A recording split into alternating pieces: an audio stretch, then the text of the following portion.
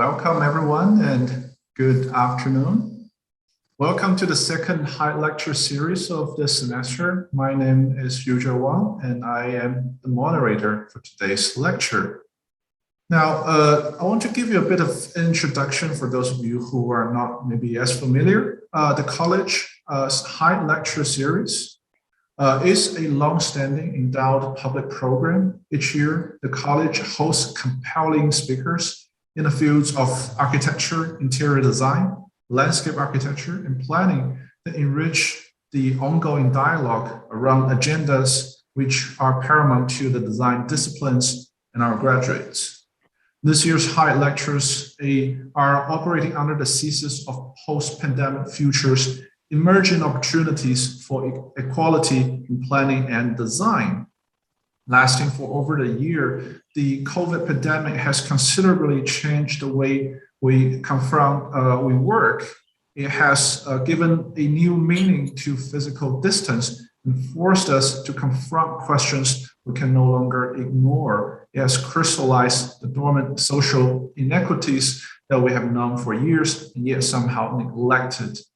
In response, practitioners and educators have begun mobilizing themselves to confront questions and issues that lie in the pandemic's wake. To begin our exploration of the topic today, I am very excited and honored to introduce our speaker, Dr. Jeff Hyde. Jeff is a professor of landscape architecture and director of Urban Commons Lab at the University of Washington, Seattle. He joins us to deliver a talk on the topic of design for resilience. I have known him more personally over the past few years through our work together on ASLA's Committee on Education. But for many years, I've always been intrigued by his work focused on public space and democracy, community design, and civic engagement. Jeff's career is one that spans the Pacific, where he has worked with indigenous tribes, farmers, and fishers in Taiwan, neighborhood residents in Japan, villagers in China, inner city immigrant youth and elders in North American cities on projects ranging from conservation of wildlife habitats to design of urban open space. He'll share several key observations concerning the specific issue of adaptation, equity, scaling, and mutual aid. These issues in turn suggest the importance of empathy, justice, and interconnectivity in designing for the post-pandemic future. I'm sure this will be an insightful and intriguing conversation.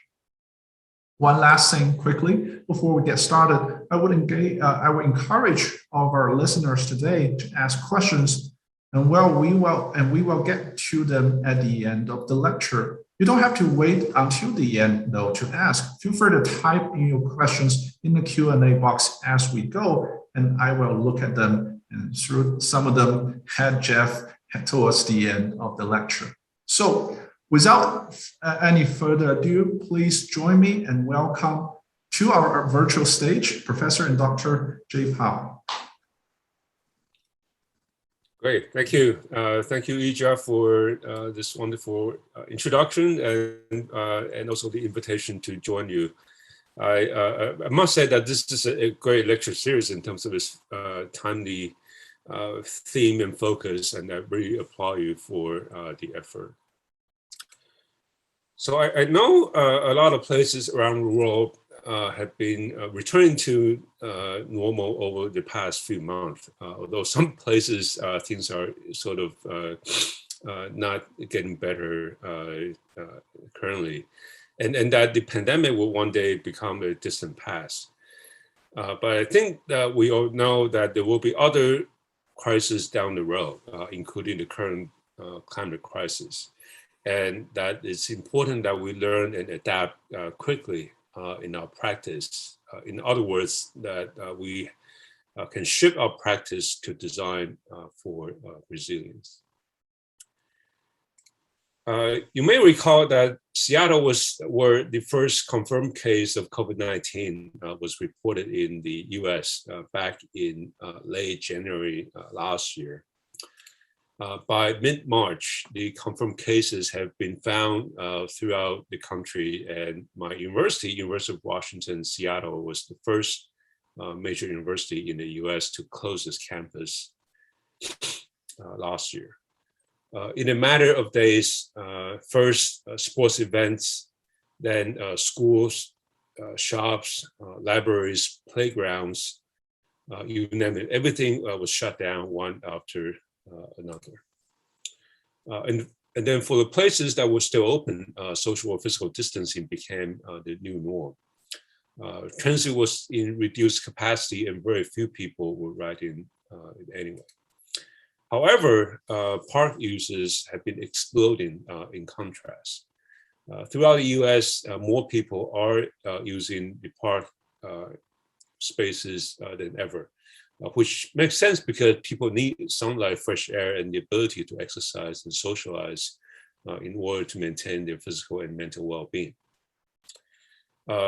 Here are some data showing that park uses had increased by about 50 to 75% in July in the US, for instance. In Canada and Europe, it has been 75 to 100% in the same period. The rate varies around the world depending on the restrictions imposed on public gathering and use of parks. But the data also show that when given the opportunity, people will use the outdoor space in the way that they think it meets their needs. The case of park uses alone has demonstrated the importance of design. So more than a century ago, it was the introduction and design of urban parks that transformed cities in the US, breathing light air and opportunities for recreation into dense and crowded conditions at the time to address health and other social issues. But what else besides the importance of parks and open space have we learned from the COVID-19 pandemic? So for my talk today, I'd like to offer just a few observations over the last 2 years. One of the things that many of us have been doing, and I'm sure many of you as well, during the pandemic was the rediscovery of our own neighborhood, the things that are within the walking distance of our homes. During the lockdown, with everything closed, aside from the internet, of course, our neighborhood became our universe. It provided us with a place to work, to enjoy the outdoor, and to restore. So first, at the most basic level, designing for resilience should start with designing for the everyday, the kind of environments that everyone can access on an everyday basis.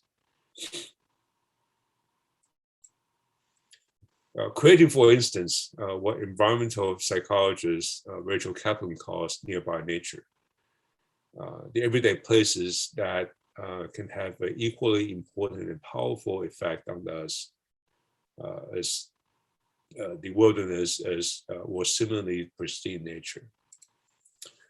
And not just nature, but also social interaction, even those indirect ones, such as the teddy bear safari, a movement that started in New Zealand to the neighborhood, to make the neighborhood a fun place for taking the kids on a walk. These small gestures goes a long way in making our everyday environments more hospitable. Although in my neighborhood, some neighbors became quite competitive with the display of larger and larger creatures in their window. Anyway, I learned so much about my neighborhood during the lockdown, at least the kind of stuffed animal that my neighbors have. With libraries closed, many of the small libraries are still open. And this was also a form of interaction. The neighborhood and the everyday became a sort of refuge during the pandemic. The second observation that I have is the importance of designing for adaptation. How can we make use of what's already there? By definition, resilience means our ability to cope and adapt after all. And during the pandemic last year, many cities have experimented with street closures or street opening, depends on which way you look at it, to provide opportunities for people to walk, bike, socialize, and engage in other outdoor activities during the pandemic. The adaptation of streets became a shared strategy adopted by NACTO, the National Association of City Transportation Officials, particularly for supporting and sustaining local businesses, especially cafes and restaurants, by allowing them to expand outside and keep the businesses open. Places like New York City have even developed their own guidelines to support local businesses. An entire program was set up to promote what's called open streets. And with a 15 feet clearance that is all is needed for emergency vehicles to go through. By April 2020, so just a few months after the beginning of the pandemic, 67 miles of streets in New York City have become open streets, making use of an existing infrastructure in the city. So an examples of adaptation. In Seattle, the Seattle Neighborhood Greenway was a nonprofit organization that had been promoting safe streets for neighborhoods long before the pandemic started. During the pandemic, they have been actively promoting ways to adapt the existing streets to meet the requirements for social distancing and to make it a safer environment for cyclists and pedestrians alike. So you're looking at some ideas for extending the sidewalk and adding bike lanes, at least on a temporary basis. Before the pandemic, the organization had been collecting inputs on designing safer streets. And that database became the basis for a citywide state healthy streets program in Seattle. In May 2020, Seattle became the first city in the US to permanently close 20 miles of streets, in part because there was already public support for doing so through Seattle Neighborhood Greenway. I happen to have written an op-ed article that was published a few days before the public announcements, so I'm not sure if there was any connections. Removing cars from the streets had been a movement in cities around the world, with cities like London, Paris, Berlin taking the lead even before the pandemic. By reducing car traffic, we can increase the use of public transport, reducing carbon footprint, and making cities more sustainable. So preparing and designing for resilience. The 15-minute city, a policy initiative from Paris, is an example of designing for adaptation. By reorganizing activities and spaces within the city so that everyone can access essential services within 15 minutes of walking, biking, and taking public transportation. Perhaps to sort of up the ante on the French, the Swedes have come up with their own version of what is called the Chrono Urbanism, the 1-minute city. This is a somewhat different concept. Rather than trying to make everything reachable within 15 minutes, the idea here is to think about how we can transform the places closest to where we live, which is the sidewalk and streets outside our doorstep.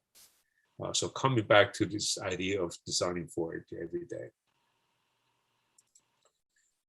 Another way to think about the current pandemic, or the others, another thing that the current pandemic has shown us is that we need to address the structural inequality in society that is at the roots of the challenges that we face today.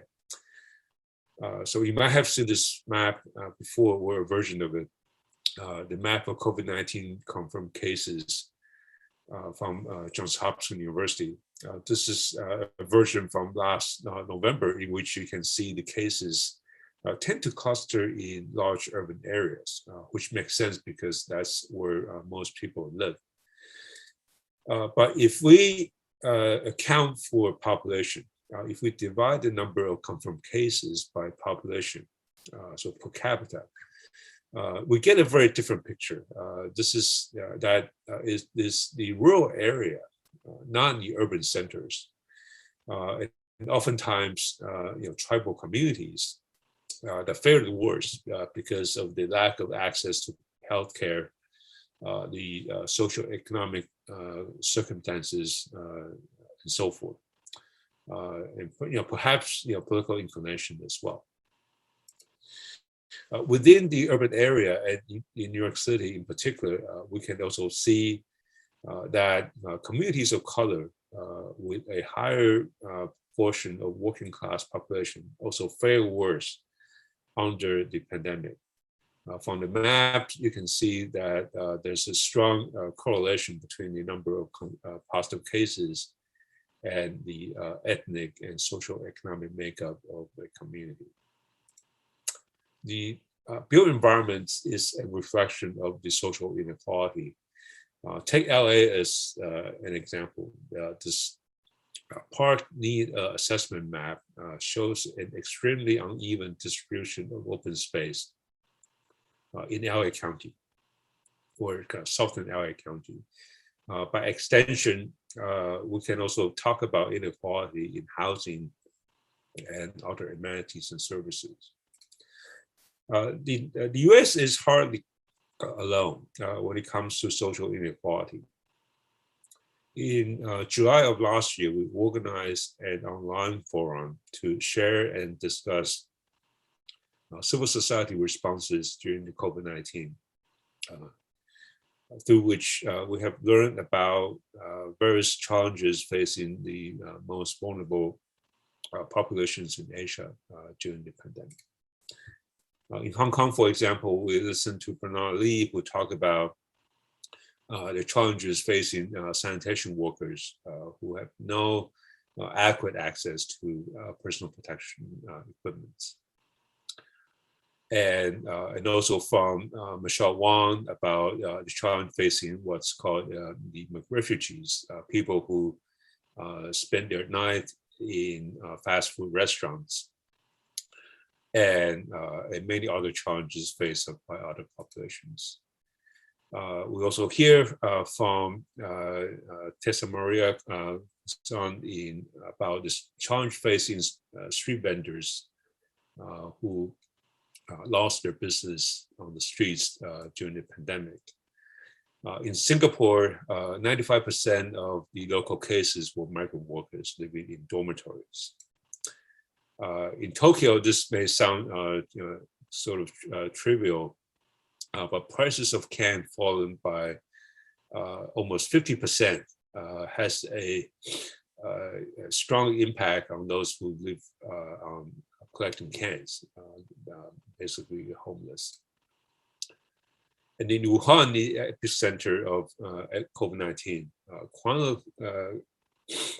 chronically ill patients unable to access healthcare present a major issues in the city, among many others. So in the face of these struggles, we have also heard about many instances of mutual aid and community self-help, such as the work of Visit Hong Kong, a volunteer organization handing out masks to sanitation workers. So civil responses like this suggest the importance of design for mutual aid, which is my next observation. In the absence of institutional actions, and before we can begin to address the structural inequality in society in a significant way, there are still things that we can do to support and offer assistance to those in need. Life cycle pH was another case that was highlighted during that discussion. A case of mutual aid, a volunteer network in Manila that fundraised and donated bicycles to healthcare workers so that they could safely go to work during the lockdown without public transport. This was the amount of money that they raised back in early April.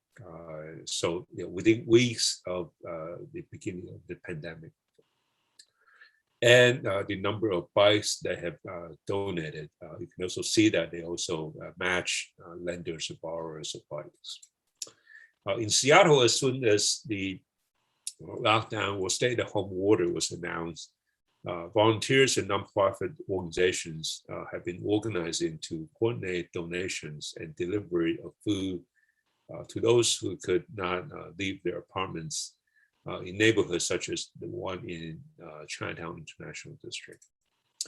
And to prevent vandalism during the lockdown, volunteers helped install plywood boards onto storefronts of local businesses. Artists volunteered to paint murals on storefronts, such as the one that you're looking at here. And to paint the entire neighborhood with hundreds of stores, volunteers organized a series of what they call mural parties. So anyone can sign up online or in person to participate. You're looking at here the actual spreadsheet with everybody's information. Hundreds of people, artists, volunteers, parents, and kids showed up for the event to support the local businesses. So folks who may or may not be members of the community participating in an act of mutual aid. And our neighborhood have never been so beautiful before with all these murals.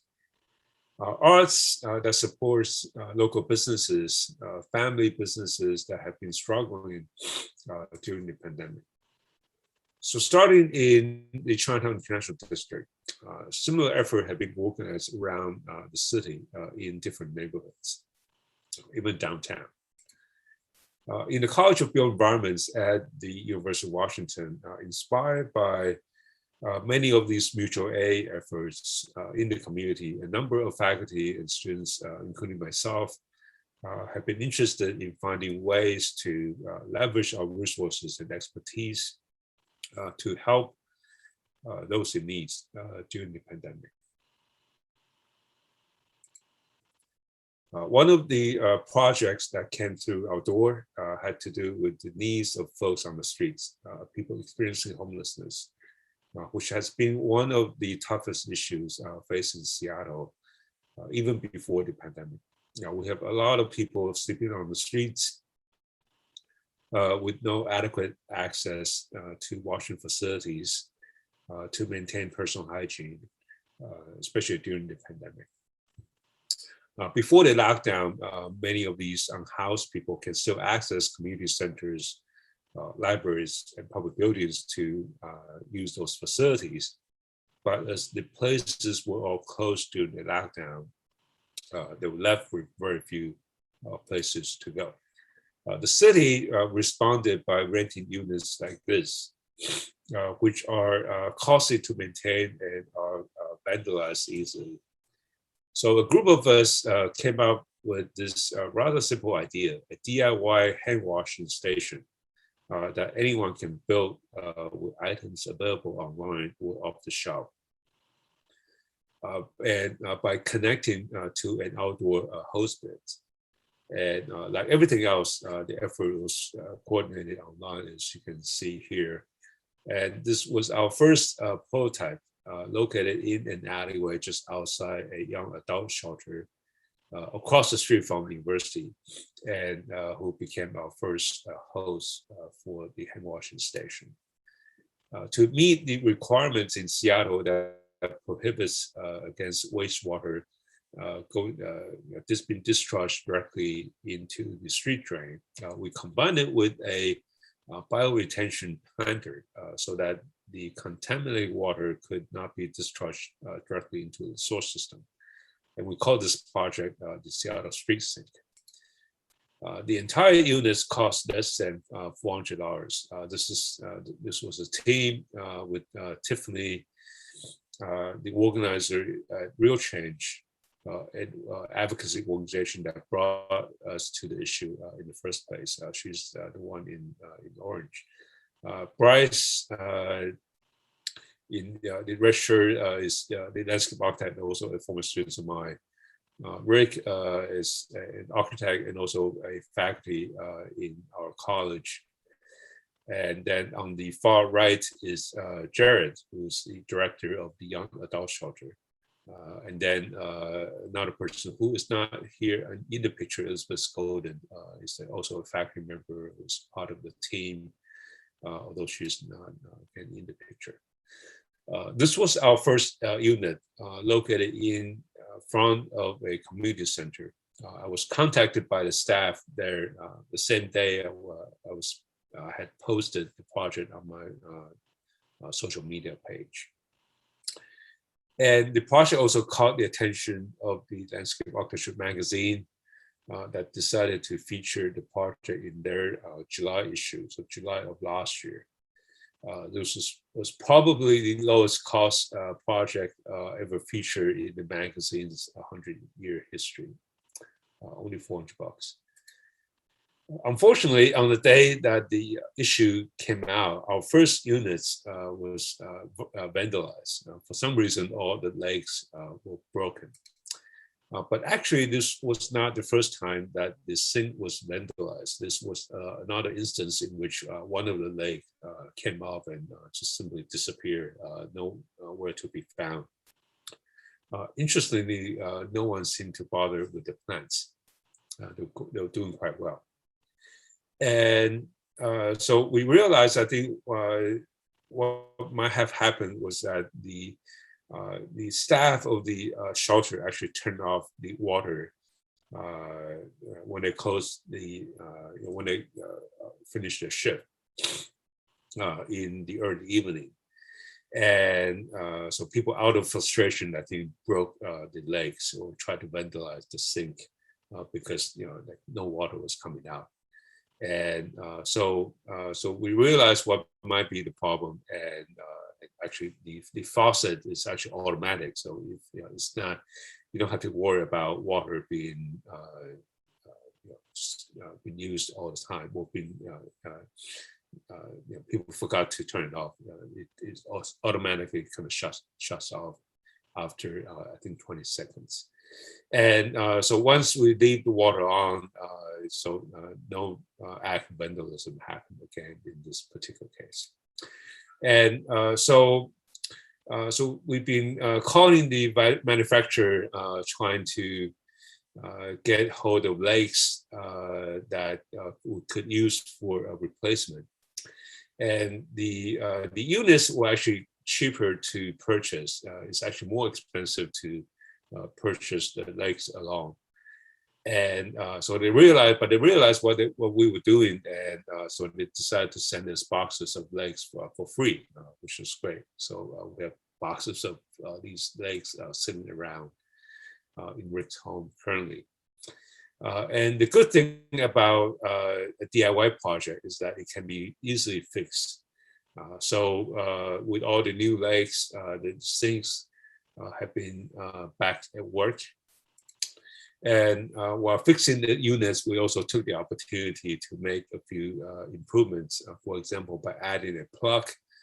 And what we realized was people were washing their clothes using the sink as well. So we learned quite a bit about the everyday lives of folks on the streets. So by having the plug, it makes the sink easier for people to use for washing clothes. And then we also add a few things to kind of fortify the connections, and also making marks on the bottle of soap for measuring the amount of soap used, so that we can account for the number of uses for these sinks. So collecting data in terms of how many people are using the street sink. And then after a few weeks of working on this project, we found out that the city has actually been working with another group, the Seattle Makers, membership-based makerspace and makers community, to develop a design that could serve the same purpose. Their version is a freestanding, custom-made unit that is pretty much indestructible. But there's one major problem with this design, which is the price tag of more than $70,000 US dollars. So almost 20 times the cost of our DIY washing station. And to this day, I'm not aware if they have gotten even one built. Whereas in the meantime, our design had been adopted or been hosted by schools, nonprofit organizations, religious groups, and so forth, in and out of Seattle, including the Duke University Center for Water Sanitation, Hygiene, and Infectious Disease that had borrowed our design and created a program in Durham with more than 20 sinks in public spaces throughout the city. And our team have also been working on a 2.0 version, so a version that is much sturdier and required less parts, and also with a taller bioretention planter that is kind of heavier and harder to move. And most importantly, there are no legs in this version, so it becomes handicap accessible. This is the finished version.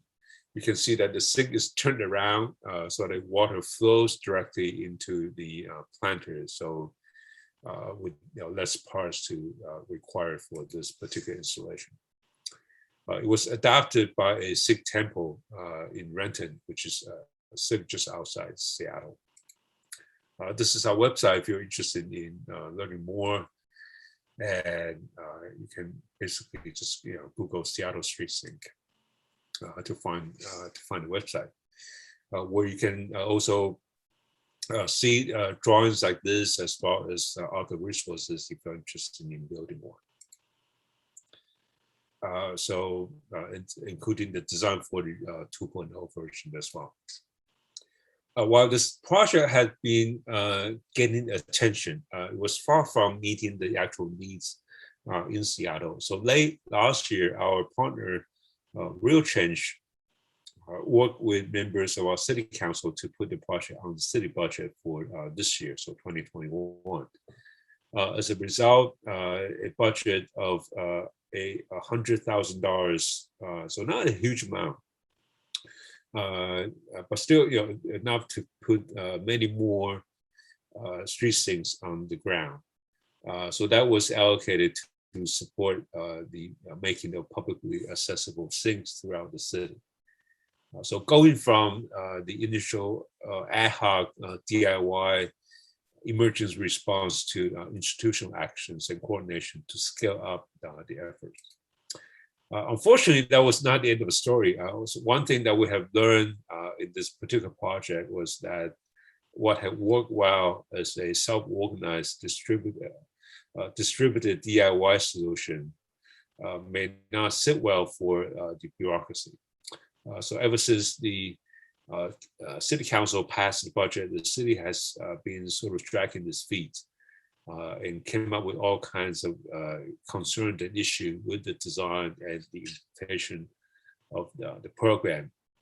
So they were concerned about that the unit may be vandalized, that the hose may be frozen during the winter time, which is is a real issue. But also that the children may eat the dirt inside the planter, according to the report that you see here, which is is somewhat outrageous. In their view, this sink will probably would need to look like this, so that's almost like a tank, completely indestructible. So this is what our public utility have been building in the city.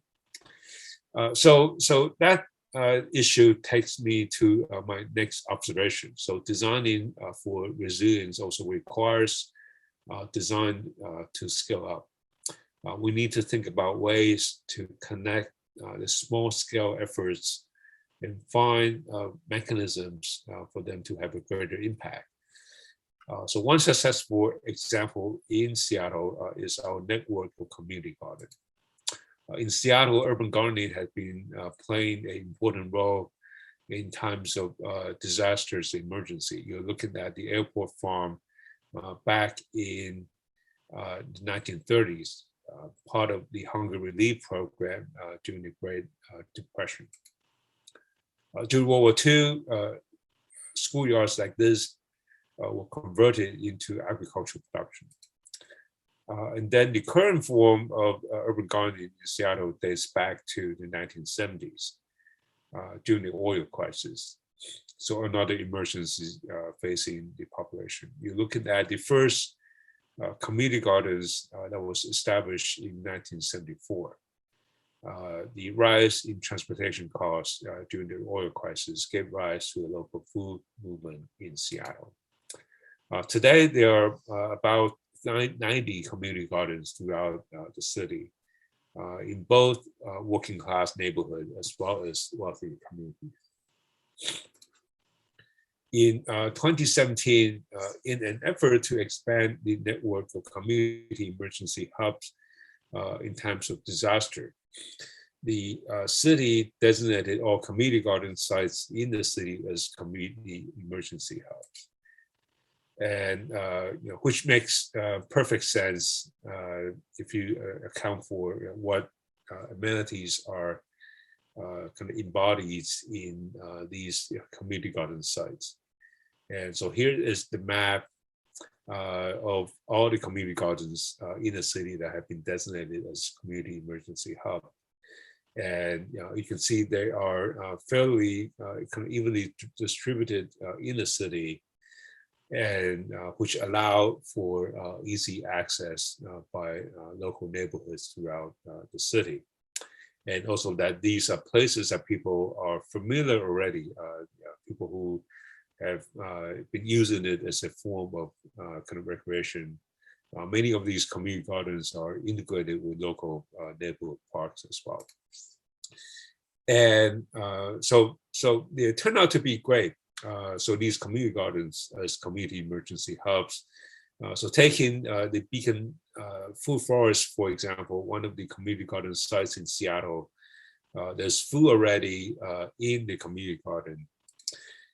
This is a place that neighbors, gardeners, and volunteers visit on a regular basis. This is also where information has been shared on the bulletin board.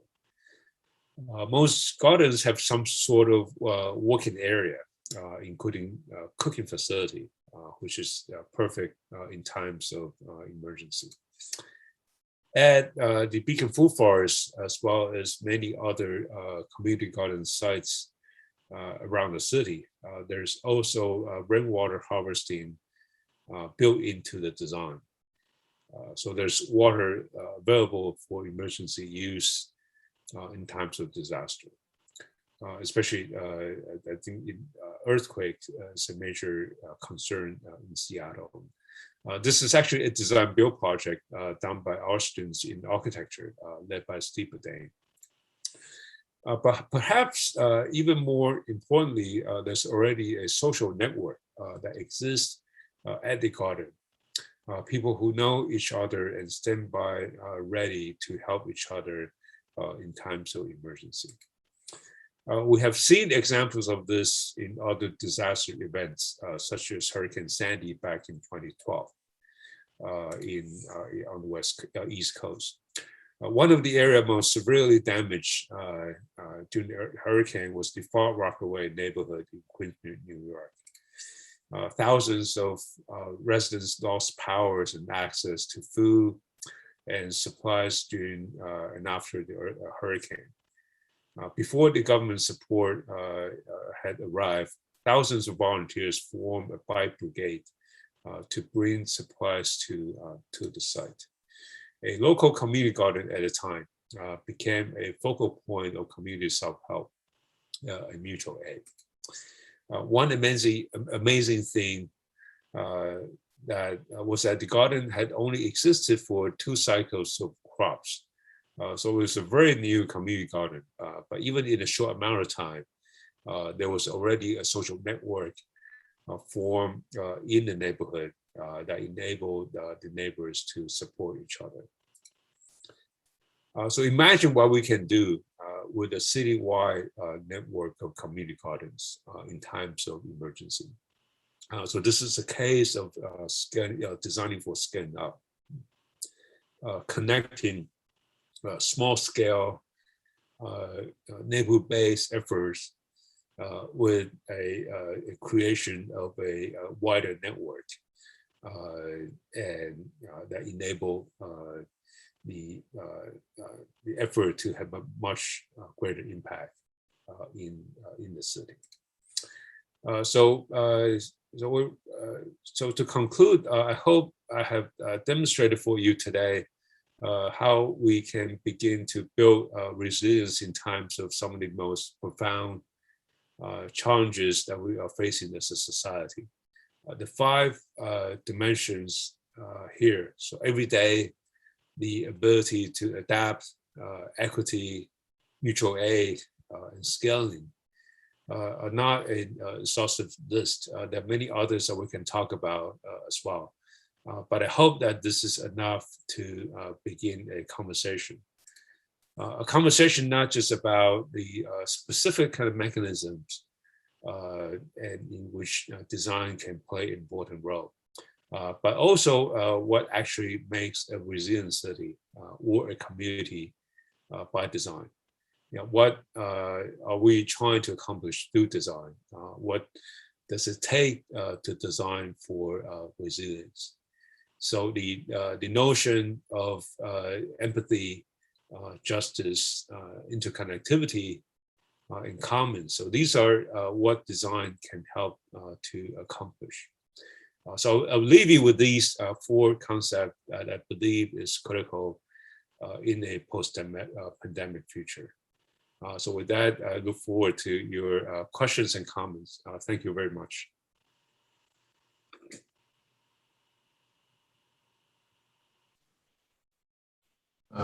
Hello, Jeff. Let me camera fix real quick. Okay, there we go. So yeah, thank you very much. It's for this very insightful conversation and a series of observations. So a few questions for you. So one of the things, I'm thinking about the community gardens that you were talking about towards the end of the talk. Now, my office has also recently been working on several community co-built gardens where we've essentially made every step of designing and building a garden, a workshop with the community. So it was a tremendously, positive experience.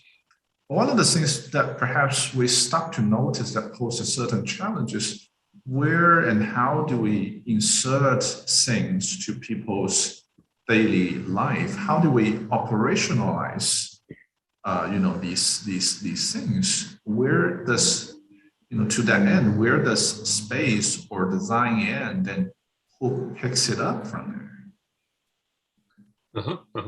Yeah, I think the key things for community garden, and this is based on many years of kind of field work and observation and my own kind of connection to many community garden programs in Seattle. I think one major difference between community gardens and other types of community open space is that gardens are built and created by people. They're created by gardeners. And so it's definitely a role that design can play. But ultimately, you need people to manage the space, to maintain the space, to grow food on a daily basis. And so this is a key lessons for the program in Seattle long ago. So they learned about this many years ago. So the mechanism for community garden in Seattle is that they come from the community. So the city doesn't create community gardens for neighborhood. The community have to apply for assistance from the city, and the city can help kind of with matchmaking, with volunteers, with potential sites. But ultimately, it takes the efforts on the part of the community to create these gardens. And because of this mechanism, because community gardens are built by neighbors and gardeners in Seattle. They have the people who garden at the site have a very strong attachments and affinity with the garden, and for which make sure that they volunteers who take care of the garden on a daily basis, and also whenever there are issues with the garden, they can find ways to resolve those issues on their own. Sometimes they may require outside support from the city, but most of the time they are encouraged to deal with those issues on their own. And so in a way, the garden become an integral part of their everyday life. So we don't have to worry about where to insert community gardens in the everyday life for people. This are already, because of the process through which they're built, they are already kind of embedded in their everyday life. So that's kind of one of the key difference between community garden and other types of urban open space, at least in Seattle. No, that's quite interesting, because that kind of also brings me to my my next question. Like, I think there's always we talk about these things, and in the term of sort of almost like a contrasting term of top down versus bottom up, where investment into public infrastructure like health and hygiene, public transit system, energy, obviously also even planning, the idea of planning for community gardens, to inserting adding them as a part of that, seems to have a certain top-down notion to it. Then I also I love a lot of the examples you shared, like the Seattle Sync project, very interesting bottom-up infrastructure projects, even fluid ones, offering PPE to people on the street. But I think sometimes it's a little tricky to think about where does the planning end, and who are the experts, who gets to decide what and until what point.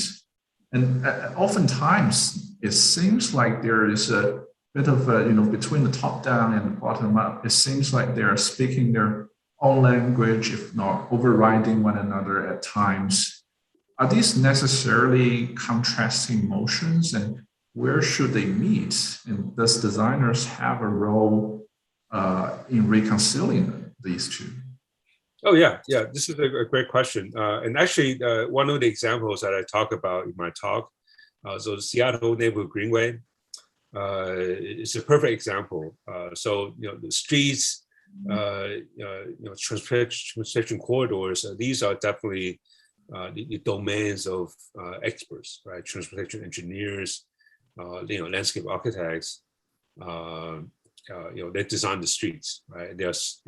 The street have to meet some technical requirements that they require expertise. But in this particular instance, the neighbors are the experts in terms of how the streets are being used in their neighborhood, right? So people have different types of expertise, and in that particular instance, the bottom up, the Seattle Neighborhood Greenway, and the process that they adopt in terms of collecting input from folks, through both community meetings and also through online platforms, is very much a bottom up process. And then you still have the city transportation departments, and which is still a bureaucracy, still an institution. They still have to go through all the required steps in terms of implementing the project. But in this case, the two sides are actually quite complementary, right? So the SDOT, the City Department of Transportation, they have access to the information that the Seattle Neighborhood Greenway have gathered to determine which streets to prioritize as part of the state healthy streets program. So this is where the two sides can meet. So I think this is not the only instance where that can that kind of complementary kind of interaction can take place. I'm sure there are many other examples as well. I'm also particularly interested in, again, going back to the Seattle Street Sync project. I know you were mentioning that was picked up later by the city council, and there was some discussions of funding and scaling up that project. I mean, how did that process work? How did it get noticed, and where does it lead from here? Right. So that is another example. To continue kind of the previous question, where the bottom-up process and the top-down process can meet. So that's another perfect example. So in that particular case, we're very fortunate to be working with Real Change, which is a homeless advocacy organization in Seattle, and they've been working on this issue for decades, which allowed them to build a very strong connection to not only homeless community in Seattle, but also to the political leaders, our city council members. And so they have direct access to some of our council members who sit on, there's a committee on homelessness. And so they are advocates for issues of homelessness on the city council. So they took this issue as one of the things that they want to kind of focus on. It's a very small budget, actually. $100,000 is peanuts compared to a lot of other items on the budget. And I think in this case, because of so I think getting back to the point about how the bottom-up process and the top-down process meets. So there's a need for these kind of intermediary, so organizations that help to kind of bridge the bottom-up process and the top-down structure. So that was the role that Real Change played, and also our role is to come up with a solution that kind of navigate this particular process. And then the city council members who play a role in terms of bringing this to the institutional process, and then actually pass the budget to implement this particular concept. So that's how it came out. Mm-hmm. Yeah, that's a very intriguing process. I think now let's spread out a little bit with this next question, where going very earlier to your talk, actually at the very beginning, you mentioned this idea of designing for every day, and there's the quote of nearby nature, and you shared how you got to know your community better. I'm particularly intrigued also by the idea of using windows as a public display. So of course there are quite a bit of positive things associated with this kind of refocusing on the community because of the recent change and events. And at the moment also a lot of companies, tech companies in particular, are offering permanently remote position. So if we take that with a bit of a critical point of view, I mean, is there, and do you see if there's any risk involved there, perhaps in terms of segregation, in terms of accessing opportunities, movements, when we, as we, think what seems like a, what looks more and more like a permanent sort of refocusing on the sort of local community remoting sort of process. Right. That's a very good observation. That there is a downside, I think, to sort of a narrow focus on kind of one's own neighborhood, right? And So it became your view becomes sort of myopic because you focus only on a particular area. So I think most of our neighborhoods are. I mean, I might be living in a bubble, but our neighborhoods are becoming more diverse. I think by having the opportunity to kind of rediscover our neighborhoods is actually a pretty good thing. Is help us to realize that what we have within our reach, and neighborhoods who don't often talk to each other. I mean, I talk more to my neighbors during the pandemic, and I think many of us probably also have experienced that. So I think at least that aspect is a good thing. But although I don't think society will function entirely in this way, there are still work that had to be done outside our neighborhood, right? And a lot of services cannot be provided online. There are still people, for example, hospital workers, service workers. They still have to go out beyond their neighborhood to work, to access services. So I don't think that aspect is going to go away. We may see a shift in terms of our commute. And so by focusing on every day, I don't think it's sort of take us away from the larger community. But I think you make a very good point. I think we need to think about, this is sort of similar to the conversation about the bottom up and the top down. So we need to think about kind of connection between different scale, right? So the neighborhood scale, the district scale, and the city scale, and perhaps beyond the city as well. Yeah, I mean, just even reflecting on what you mentioned, the medical workers. I mean, at the very beginning stage of the pandemic, I remember.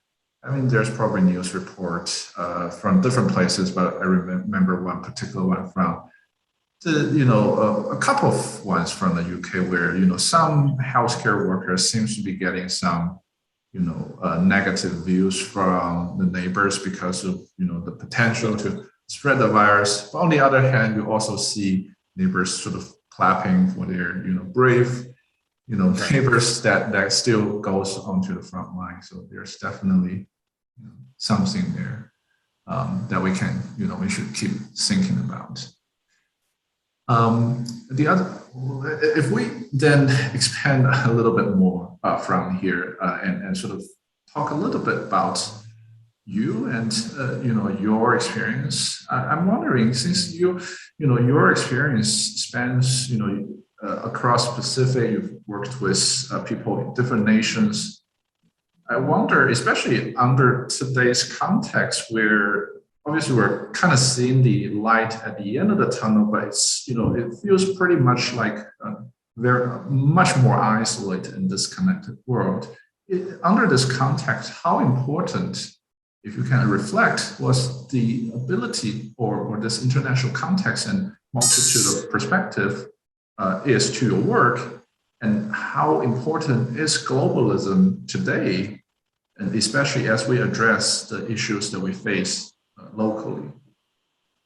Yeah, that's another very good question. I think, well, the fact that we are talking to each other online over Zoom, I think is an indicator that the pandemic actually introduced another form of, so intensifies another form of interconnectivity, right? So we are now even more connected than before. So, for example, I'm talking to you from Taipei. Now almost 6 o'clock here, and then this evening I have another event in Greece. So in less than 24 hours, I'm in my mind's like in 3 different continents. So I think there's a new form of kind of globalism that emerged from the pandemic. And which enable us to kind of learn very quickly about what is happening in different parts of the world, and we begin to exchange lessons. During the pandemic, for example, in the U.S., the various city park departments have regular meetings with each other. So there's sort of a platform for exchanging information about how parks and open space can be managed during the pandemic. Which allow the innovative approaches to be adapted by other various municipalities in a very quick fashion. And this applies to other things that happen globally as well. So how to contain outbreak of COVID-19, how you manage quarantine, vaccine, for example, scientists kind of working across countries, how technologies and capitals kind of flow from one place to another. For better or worse, I think it has enabled a kind of a new form of globalism that has its downside for sure, but also enables kind of a much kind of quicker responses to, for example, the pandemic issue at hand. Right, and maybe let's end with one last open-ended question. I've certainly noticed a lot of sort of a self-driven, self-motivated projects. Like if we go back again to the Seattle Sync project, which I find it super intriguing, but at the same time, it seems a bit of outside of the traditional model for design firms. So, what would you say to our students or students out there listening to this? Who are about to embark on this journey, finding their role, their voice, and their relevance in their creative contributions to the world? What would you say to them? How can they find their voice, and how can they find a place to insert themselves? I think the Seattle Street Sync is an example of sort of a rapid, prototyping, right? It's a sort of a rapid response to a crisis that pulled together resources from different sectors of the society. So, design practice on one hand, and also between different disciplines. We have architects and landscape architects working together. We work with advocacy organizations. We work with shelters, for example, and then collaborating with politicians to put this on the city budget. And so it suggests opportunity for expanding design practice beyond the private practice model. Right? I think we can accomplish more if we're able to kind of collaborate with other actors and organizations to really kind of insert kind of design in sort of a larger kind of social arena. And that can happen in different forms. So for example, Bryce was one of the team members on this project. He works for MIT. In a private firm, and so he does this in his spare time. So volunteering, doing pro bono work, and then us in academia, so have sort of practice on the side as well. So that's kind of Rick and Elizabeth Golden's kind of model. And then we also have nonprofit design firms in Seattle who does similar kind of work. So there are many forms of kind of practices that we can consider. But I will also encourage students and young professionals to think about maybe starting something on their own. So there are all kinds of social startups that have been kind of pursuing new forms of practice in other disciplines and practices. We don't do that as much in design practice, and that's something I think we need to learn from technology, for example, from social enterprise practices, and like in Taiwan, for example, where I'm based currently. There's in the old days, my generation, when we graduated from school, we either join private practice or the public sector. But now, young people are starting their own businesses, and they use platform, they use crowdfunding, they fundraise. And there are all sorts of mechanisms that can support our work, and these are emergent, I think, kind of phenomena. So I think we should be more kind of aware of, and perhaps learn from some of the emergent kind of practices to think about where design can go in the future.